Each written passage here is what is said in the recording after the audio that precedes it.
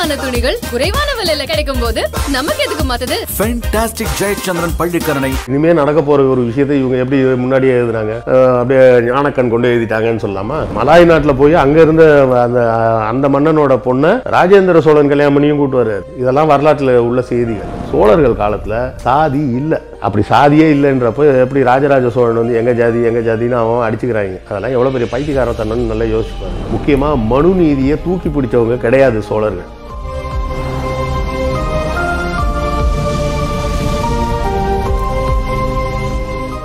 வணக்கம் நண்பர்களே.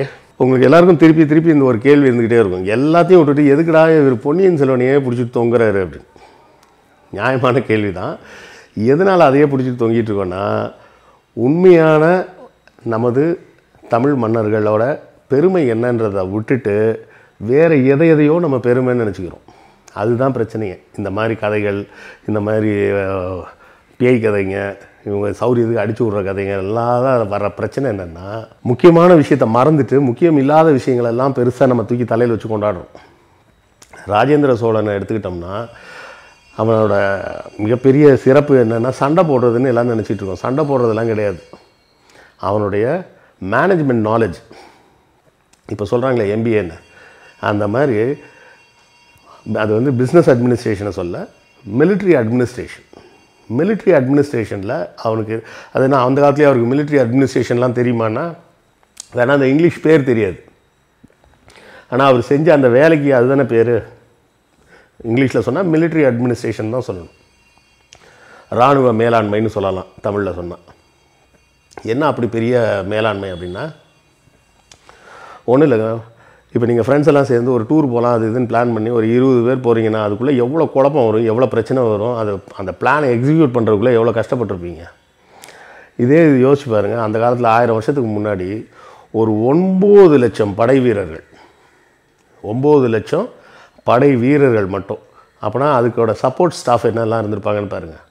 என்னென்னா, அந்த படை வீரர்கள் வந்து குதிரை வச்சுருந்துருப்பாங்க, யானை வச்சுருந்துருப்பாங்க. அந்த யானைக்கு சாப்பாடு, அப்புறம் அந்த குதிரைக்கு சாப்பாடு, அப்புறம் அந்த யானை குதிரைக்கெல்லாம் சாப்பாடு கொண்டு போகிற வண்டி, அந்த வண்டியை கட்டி வச்சுருக்க மாடு, அந்த மாட்டுக்கு சாப்பாடு, அந்த மாட்டு வண்டி ஓட்டுறவனுக்கு சாப்பாடு. அப்போ பாருங்கள், மிலிட்ரியை அட்மினிஸ்ட்ரேட்டிவ் டிவிஷன்னு தனியாக ஒரு டிவிஷனாகவும், ஃபைட்டிங் டிவிஷன்னு ஒன்று தனியாகும். சண்டை போடுற குரூப் ஒன்று, அட்மினிஸ்ட்ரேஷன் எல்லாத்தையும் இந்த மாதிரி சப்ளை செயின் மேனேஜ்மெண்ட், ஃபுட்டு கரெக்டாக வந்து சேர்ந்துச்சா, ஈட்டி மழுங்கி போச்சுன்னா மழுங்கி போன ஈட்டி வச்சுட்டு சண்டைக்கு போக முடியாது, உடஞ்சி போன கத்தி வச்சுட்டு சண்டைக்கு போக முடியாது. இது எல்லாத்தையும் மேனேஜ் பண்ணும். என்ன பண்ணியிருக்காங்க, இங்கேருந்து தஞ்சாவூர்லேருந்து கிளம்பி 9 லட்சம் பேரோட கங்கை வர போயிருக்குது. அந்த படையெடுத்து போய் சண்டை போட்டு ஜெயிச்சு திருப்பி வந்து இங்கே ஒன்றும் பண்ணல. உடனே அப்படியே எல்லோரும் கப்பல் ஏறி கடாரத்துக்கு போயிட்டாங்க இங்கேருந்து அடுத்த சண்டைக்கு. இது எவ்வளவும் இங்கே தஞ்சாவூர்லேருந்து போயிட்டு காவிரி பூம்புகாருக்கு திரும்பி வர்றதுக்கு எவ்வளோ டைம் எடுத்திருக்காங்க தெரியுமா? எக்ஸாக்டாக 178 நாள். அதான் 6 மாதத்துக்கு 2 நாள் கம்மின்னு கூட சொல்லலாம். அதான் 6 மாதம் இன்ட்டு 30 நாள் போட்டாங்கன்னா 180 நாள். 180 நாளை விட 2 நாள் கம்மி. 178 நாளில் கங்கை வர 9 லட்சம் பேரையும் கூட்டிகிட்டு போயிட்டு திருப்பி கடாரத்துக்கே போயிருக்காங்கன்னா அப்போ அதோட மேனேஜ்மெண்ட் சிஸ்டம் என்னவாக இருந்திருக்கும். நேற்று போன எபிசோடில் பேசும்போது கூட நம்ம சொன்னோம், இந்த மாதிரி இந்த கிராமங்களை பூரா அரசுடைமையாக்கி அதை மக்கள்கிட்ட கொடுத்து வரி வசூல் பண்ணணும். அதுக்கு அத்தனை டிபார்ட்மெண்ட் வச்சுருந்துருக்காங்க. இந்த டிபார்ட்மெண்ட் ஆஃபீஸர்லாம் போய் சர்வே எடுத்துருக்காங்க. யானையை வச்சு கொண்டு போய் கல் நட்டுருக்காங்க. இந்த எல்லையிலேருந்து அந்த எல்லை வர யானையை விட்டு நடக்க வச்சு அந்த தூரத்தை கணக்கு போட்டு கல் நட்டு, எல்லை கல், இப்போ மயில் கல் நடுற மாதிரி சர்வே எடுத்திருக்காங்க. இப்போ நம்ம சொல்லக்கூடிய எல்லா வேலையுமே அவங்க பண்ணியிருக்காங்க. இதெல்லாம் பேசுகிறத விட்டுட்டு கங்கையில் போய் தண்ணியை கொண்டு வந்து கங்கை கொண்ட சோழபுரம் கட்டினாருன்னு கதை விட்டுக்கிட்டு இருக்கிறாங்க. இப்போ இவங்கள மாதிரி ஆளுங்க திருப்பி ஏதாவது சம்ஸ்கிருதத்தில் செப்பேடு எழுதி வைக்கிறேன், அதை பண்ணுறேன், இப்போ ஆனந்த விடனில் கதை எழுதுறான்னு இப்போ மாற்றி என்ன பண்ணுறாங்க, உண்மையான புகழை மறைச்சி வேற ஒரு பிம்பத்தை நமக்கு கொடுக்குறாங்க. எதுக்காக கொடுக்குறாங்க? நாங்கள் தான் இம்பார்ட்டண்ட் அப்படின்னு அந்த பிராமின்ஸை நிறுவுறதுக்காக தொடர்ந்து முயற்சி பண்ணிக்கிட்டே இருக்கிறதோட வெளிப்பாடு தான் இந்த மாதிரி முக்கியமான மன்னர்களோட அச்சீவ்மெண்ட்டெல்லாம் நமக்கு மறந்து போகுது. சரி, ஏதோ கங்கை ஏன் போனார் அப்படின்னு வேறு இது சொல்கிறேன் அப்படின்னீங்களே, அதை சொல்கிறதுக்கு தான் வந்தேன். என்னன்னு பார்த்தீங்கன்னா, இப்போ அவங்க செப்பரேட்டில் என்ன எழுதி வச்சுருக்காங்க, இந்த வெற்றிகளெல்லாம் போதவில்லை என்று கங்கையவே வெற்றி கொண்டாதான் நமக்கு பெருமை அப்படின்னு சொல்லி கங்கை வரப்போய் அங்கேருந்து பெரும்பான்மையான தண்ணியை பூரா எடுத்துகிட்டு வந்துட்டாரு. ஏன்னா வாய்க்கா வெட்டியாக கொண்டு வந்தார் அவ்வளோ தூரத்துக்கு? அதெல்லாம் ஒன்றும் இல்லை. இதில் குடமாக எத்தனை குடம் கொண்டு வந்திருப்பார். பெரும்பான்மையான தண்ணியை பூரா இங்கே கொண்டு வந்துட்டார் அப்படின்னு இவங்க செப்பரேட்டில் எழுதி வச்சிட்டாங்க. உண்மை என்னென்னா, ஒரு சிறு நிகழ்ச்சி நடக்கவே இல்லை அப்படின்னா இவர் கங்கைக்கு போக வேண்டிய அவசியமே வந்திருக்காது. இவர் ஆக்சுவலாக அப்போ இருந்த அவசரம் என்னென்னா, ஸ்ரீவிஜய நாட்டுக்கு போய் அந்த ராஜாவுக்கு ஹெல்ப் பண்ணக்கு வாக்கு கொடுத்த ராஜேந்திரன் இங்கே போகாமல் அங்கேருந்து கங்கையை நோக்கி போகிறதுக்கு காரணமே என்ன நடந்தது என்ன அப்படின்னு பார்த்தா, அவனோட தங்கை என்னென்னா, அவனோட தங்கை குந்தவை அவங்க அப்பா காலத்துலேயே ஒரு காதல் திருமணம், விமலாதித்தனை காதலித்து கல்யாணம் பண்ணிட்டு அங்கே போயிடுறாங்க. இப்போ இந்த விமலாதித்தனுக்கும் குந்தவைக்கும் பிறந்த பையன் தான் யார்? ராஜேந்திர நரசிம்மன். ஆனால் இந்த விமலாதித்தன் அங்கே போனதுக்கப்புறம் அவன் வேற ஒரு அந்த தெலுங்குக்கார பொண்ணையும் கல்யாணம் பண்ணிக்கிறான். அந்த தெலுங்கு நாட்டில் அவன் இன்னொரு அந்த பக்கத்தில் இருக்க ஒரு இன்னொரு ராஜா கூட சண்டை வராமல் இருக்கணும்னா அப்போல்லாம் பண்ணக்கூடிய ஒரே மெத்தடு அந்த ராஜாவோட பொண்ணை கல்யாணம் பண்ணிக்கிறது, இல்லை அந்த ராஜாவுக்கு பொண்ணை கொடுத்துறது.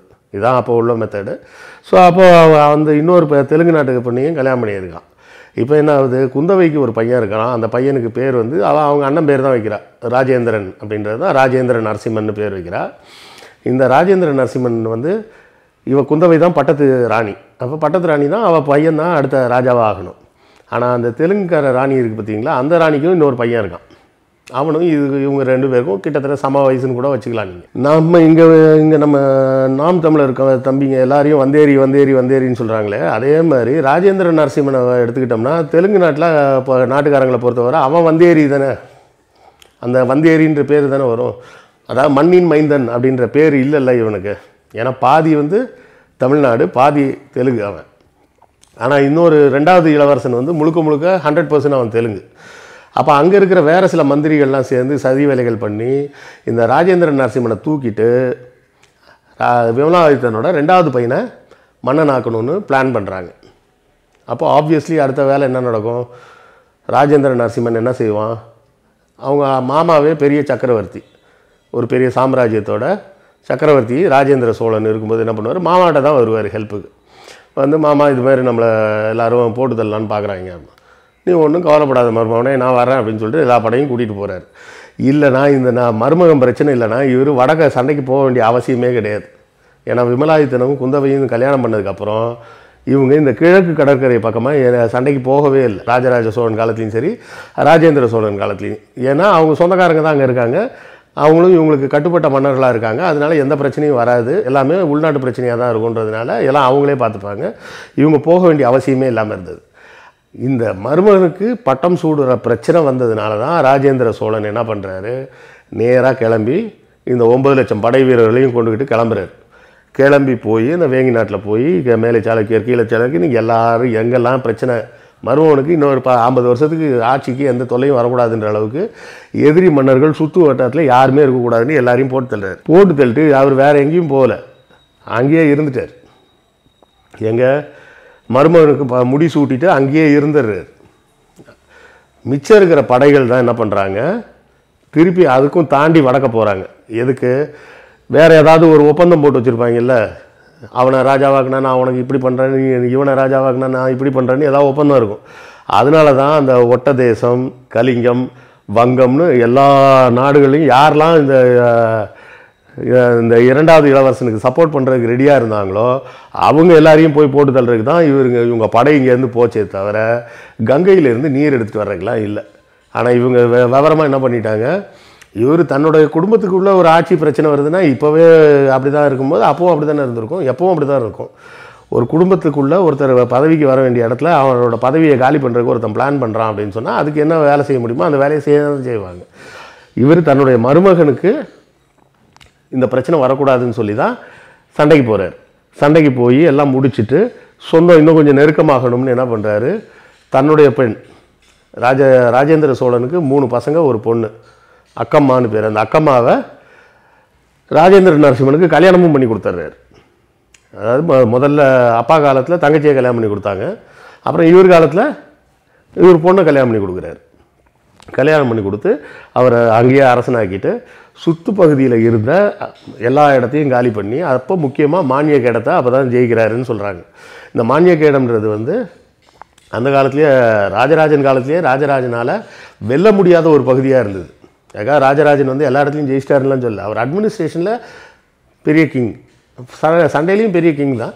என்ன மானிய கிடத்தை அப்போ அவரால் ஜெயிக்க முடியல, அவர் பையன் வந்து தான் ஜெயிக்கிறார். ராஜேந்திர சோழன் காலத்தில் மானிய கிடத்தை ஜெயிக்கிறாங்க. அதை சுற்றி இருக்கிற மற்ற எல்லா மன்னர்களையும் இது பண்ணுறாங்க. நல்ல தெளிவாக புரிஞ்சுக்கிங்க. சண்டை போட்டு வந்ததுக்கப்புறமும் அந்த ஊருக்கு பேர் வந்து என்ன வச்சிருக்கிறார் அவர், முடிகொண்ட சோழபுரம் தான். அது வந்து கங்கை கொண்ட சோழபுரம்லாம் கிடையாது. ஏன்னா அந்த தமிழ் செப்பு பட்டயத்தில் என்ன சொல்லுது, முடிகொண்ட சோழபுர அரண்மனையில் இருந்து ராஜேந்திர சோழன் கொடுத்த ஆணை அப்படின்னு சொல்லி தான் அந்த கல்வெட்டே ஆரம்பிக்குது. அது முடிகொண்ட சோழபுரத்தை எந்த காலத்துலேயோ பின்னாடி நைஸாக யாருக்கும் தெரியாமல் அது கங்கை கொண்ட சோழபுரம்னு பேரை மாற்றிட்டாங்க. இவர் வந்து கங்கைக்கு சண்டைக்கு போனது வந்து 1025. இந்த 6ஆம் ஆண்டு செப்பேடு எப்போ இருக்குது, 1020 இருக்குது. அவர் சண்டைக்கு போகிறதுக்கு முன்னாடியே அவர் கங்கையில் போய் தண்ணியெலாம் எடுத்துகிட்டு வந்துட்டாருன்னு சமஸ்கிருதத்தில் எழுதி வச்சுருக்காங்க. எப்படி எழுத முடியும்? இனிமேல் நடக்க போகிற ஒரு விஷயத்தை இவங்க எப்படி முன்னாடியே எழுதுனாங்க?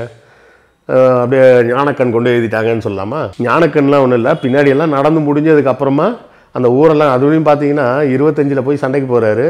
அங்கேருந்து திரும்பி வர்றாரு. திரும்பி வந்து இந்தோனேஷியா போகிறாரு. அதை சுற்றி உள்ள பகுதியிலலாம் சண்டை போகிறாரு. இந்தோனேஷியாவில் அதை ஸ்ரீவிஜய நாட்டிலேருந்து ஒரு அந்த மலாய் பொண்ணையும் கல்யாணம் பண்ணி கூட்டு வந்துடுறாரு இவர். யார்? நம்ம ராஜேந்திர சோழன். இது இருக்குது, அந்த வரலாறுலாம் பின்னாடி பேசுவோம். மலாய் நாட்டில் போய் அங்கே இருந்த அந்த மன்னனோட பொண்ணை ராஜேந்திர சோழன் கல்யாணம் பண்ணியும் கூட்டு வர்றாரு. இதெல்லாம் வரலாற்றில் உள்ள செய்திகள். அப்போ இவங்க பாருங்கள், அப்போவே வந்து ஒரு டிரான்ஸ்கான்டினென்டலாக இருந்திருக்கிறாங்க, டிரான்ஸ் நேஷ்னலாக இருந்திருக்கிறாங்க. கடல் தாண்டிலாம் போன ஒரே ஒரு இந்திய மன்னர்னு எடுத்தோம்னா சோழர்கள் மட்டும்தான், வேறு யாருமே கிடையாது. இந்த ராஜேந்திர நரசிம்மனுக்கு அவர் பொண்ணு அக்கம்மாவை கல்யாணம் பண்ணி கொடுத்தாங்கன்னு சொன்னோமே, அவங்களுக்கு ஒரு பையன் பிறகுறான். அந்த பையன் எங்கே இருப்பான்னு உங்களுக்கே தெரிஞ்சிருக்கும். அம்மாவளி பாட்டி வீட்டில் தான் எப்பவும் பசங்க ரொம்ப ஒட்டுதலாக இருப்பாங்க. அதுலேயும் அம்மாவளி தாத்தா வந்து பெரிய சக்கரவர்த்தினா என்ன பண்ணியிருப்பார், அவன் அப்பா வீட்டிலே இருந்திருக்க மாட்டான். பொழுதுனைக்கும் தாத்தா வீட்டில் தான் இருந்திருப்பான். அவன் தான் முதலாம் குலோத்துங்கன். பிற்காலத்தில் அவனே ராஜாவாக அங்கே வந்து உட்காரக்கூடிய ஒரு சூழ்நிலையும் வருது. இது அப்புறம் இன்னும் ராஜராஜ சோழன் காலத்தில் என்னெல்லாம் நடந்தது, எப்படிலாம் இருந்தது, நல்ல ஒரு விஷயம் தெளிவாக புரிஞ்சுக்கிங்க. சோழர்கள் காலத்தில் சாதி இல்லை. இப்போ இருக்கக்கூடிய அமைப்பில் சாதியெல்லாம் எதுவுமே கிடையாது. அப்படி சாதியே இல்லைன்றப்போ எப்படி ராஜராஜ சோழன் வந்து எங்கள் ஜாதின்னு அவன் அடிச்சுக்கிறாங்க. அதெல்லாம் எவ்வளோ பெரிய பைத்தியக்காரத்தனன்னு நல்லா யோசிச்சு பாருங்கள். ஏன் சாதியே இல்லைன்னு பார்த்தீங்கன்னா, பார்ப்பனர்கள் கூட யாரும் ஜாதி பேர்லாம் போடலை. அதிகபட்ச பேரே வந்து வேளாளர்ன்ற ஒரு பேர் தான் வருது, அதுவும் தொழில் சம்பந்தமாக. வேளாளர் மட்டும் இல்லை, தட்டர் இருக்காது, தட்டர்னு பேர் வருது, தச்சர் பேர் வருது. இந்த மாதிரி தொழில் சார்ந்த பெயர்கள்லாம் நிறைய இடத்துல இருக்கே தவிர, பிறப்பின் அடிப்படையால் மனு தர்மத்தின்படி சொல்லக்கூடிய இந்த வர்ணாசிரமங்கள் ஜாதிகள் எதுவுமே இல்லை. அதுவும் மட்டும் இல்லாமல் முக்கியமாக மனு நீதியை தூக்கி பிடிச்சவங்க கிடையாது சோழர்கள். நம்ம அந்த ஒம்படை கிழவிகளில் நல்லா பார்த்தோம். எந்த இடத்துலையும் பசுமாடை வெட்டுற பாவம் கிடைக்கும், கங்கையில் குளித்தா புண்ணியம் கிடைக்கும், அந்த மாதிரிலாம் எந்த வரிகளுமே கிடையாது. அவங்க வந்து நாட்டை பற்றியும் மதத்தை பற்றியும் சொல்லியிருக்காங்க. தேச துரோகி, தாய் துரோகி, சிவ துரோகி, இந்த மாதிரி தான் வந்து தப்பு செஞ்சவனுக்கு வந்து பழி சொல்கிறான். இந்த மாதிரி பழி சொல் தான் சொல்லியிருக்காங்களே தவிர இதை செஞ்சால் உனக்கு இந்த பாவம் பிடிக்கும் அந்த பாவம் பிடிக்கும்லாம் கிடையாது. இது தாண்டி எதுக்காக இவங்க வந்து சோழர்களை வந்து ஒரு காழ்ப்புணர்ச்சியோடவே நம்ம மேலே திணிக்க பார்க்குறாங்கன்னா இது ஒன்று தான் காரணம். ஏன்னா அவங்களுக்கு பல்லவர் காலத்துலேயும் அதுக்கு பின்னாடி வந்த பாண்டியர்கள் காலத்துலேயும் பிராமின்ஸுக்கு கிடைச்ச ஸ்பெஷல் ஸ்டேட்டஸ் சோழர்கள் காலத்தில் கிடைக்கல. அது கிடைக்கலன்றது தான் உண்மையை. அந்த உண்மையை தான் இத்தனை கல்வெட்டு மூலமாக நம்ம எல்லாம் சொன்னோம். எத்தனை கல்வெட்டு உங்களுக்கு கிட்டத்தட்ட ஒரு 12 கல்வெட்டு வாசி காமிச்சாச்சு. ஒரு செப்பேடை ஃபுல்லாக தமிழில் என்ன இருந்தது, சமஸ்கிருதத்தில் இருந்ததுன்னு எல்லாம் சொல்லிட்டோம். அதுலேயும் பாருங்கள், பல்லவர்கள் காலத்துலேயும் சரி, உத்தம சோழன் காலத்துலேயும் இந்த பிரம்மதேயம் கொடுக்குற வேலையெல்லாம் ரொம்ப சிறப்பாக பண்ணியிருக்காங்க. அப்படியே ஒரு ஊரை எடுத்து அதாவது ஒரு பிராமின் ஃபேமிலிக்கு எழுதி கொடுத்துட்றது, நீயே வச்சுக்கோ, இந்த ஊர்லேருந்து வச்சுக்கோன்னா என்ன அர்த்தம், அந்த ஊரில் இருக்க எல்லா வரி வசூலும் உனக்கு தான் அப்படின்ற மாதிரிலாம் அள்ளி கொடுத்துருக்குறாங்க. ராஜராஜன் காலத்துலேயும் அதெல்லாம் கிடையாது, ராஜேந்திரன் காலத்துலேயும் அதெல்லாம் கிடையாது. ராஜேந்திரன் இவ்வளோக்கு என்ன பண்ணியிருக்கிறான், அந்த இவங்க சொல்லிக்கிட்டே இருந்தாங்களே செப்பேடுன்னு, பொன்னியின் செல்வனுக்கு இதுதான் ஆதாரம்னு. அந்த ஆதாரமான செப்பேடே வந்து உடான்ஸு செப்பேடு. அதில் இருக்கிற செய்தியாக ஃப்ராடு. அங்கே உண்மையில் நடந்தது என்னது, பிராமின்ஸ்ட இருந்து பிடுங்கி மக்கள்கிட்ட கொடுத்து அதை அரசாங்க சொத்தாக மாற்றி அரசாங்கம் வரி வசூல் பண்ணக்கூடிய வேளாண் வகை நிலமாக மாற்றியிருக்கிறாங்க. அதுக்கு முன்னாடி பிரம்மதேயமாக இருந்தது. ஆனால் அதை இவங்க எழுதும்போது செப்பரேட்டில் எப்படி எழுதியிருக்காங்க, இவர் தலைமையில் அந்த ஜனநாத பிரம்மாதிராஜன் தலைமையில் ஒரு அந்த பழையனூர்ன்ற ஊரை தூக்கி திருவாலங்காடு கோயிலுக்கு தானமாக கொடுத்தாரு. அதை மேற்பார்வை பார்த்ததே ஜனநாத பிரம்மராஜன் தான் பார்த்தாரு. அதுக்கப்புறம் எல்லாரும் புடைசூழ யானை வலம் வந்தது. இது என்ன கோயில் கும்பாபிஷேகமாக யானை ஊரை சுற்றி வந்தது, கோயிலை சுற்றி வந்ததுன்னு. யானை வந்தது எதுக்கு, இடத்த சர்வே எடுத்து அளக்கிறதுக்கு. இவங்க சொன்னது அதை எப்படி மாற்றிட்டாங்க, பூஜை புனஸ்காரம் பண்ணதான் மாற்றிக்கிட்டாங்க. புரிஞ்சுதுங்களா? நாங்கள் பூஜையும் நடக்கலை, புனஸ்காரமும் நடக்கலை, ஒன்றும் நடக்கலை. ஒரு ஊரையும் கொடுக்கல, வெறும் 25 வேலி நிலம் தான் கொடுத்துருக்கிறார். 25 வேலின்றது மேபி ஒரு 100 ஏக்கர்ஸ் கிட்ட இருக்கும்னு நினைக்கிறேன். எனக்கு சரியான கணக்கு தெரியல, அதை தேடி பார்த்தோன்னா மற்றொரு சந்தர்ப்பத்தில் சொல்கிறேன். 25 வேலியை கொடுத்துருக்கிறாரு. 25 வேலி நிலத்தை மட்டும் அந்த கோயிலோட மெயின்டெனன்ஸுக்கு சப்போர்ட்டாக வச்சுக்கிங்கன்னு கொடுத்துருக்கிறாரு.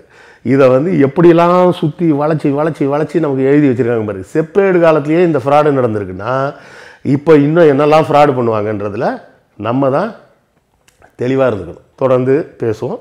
நன்றி, வணக்கம். நக்கீரன் டிவிக்கு சப்ஸ்கிரைப் செய்யுங்கள். உங்கள் ஆதரவே எங்கள் பலம். ஆசிரியர்களுக்கு நண்பனாகவும் மாணவர்களுக்கு ஆசானாகவும் திகழும் தேர்வு வழிகாட்டி. ஒவ்வொரு பாடத்திற்கும் அனுபவமிக்க ஆசிரியர்களின் துல்லியமான தெளிவான விடைகள். CNC இருக்கு, தேர்வு பயம் எதற்கு? இது தீரன் பப்ளிஷிங் ஹவுஸ் விற்பனை வெளியீடு.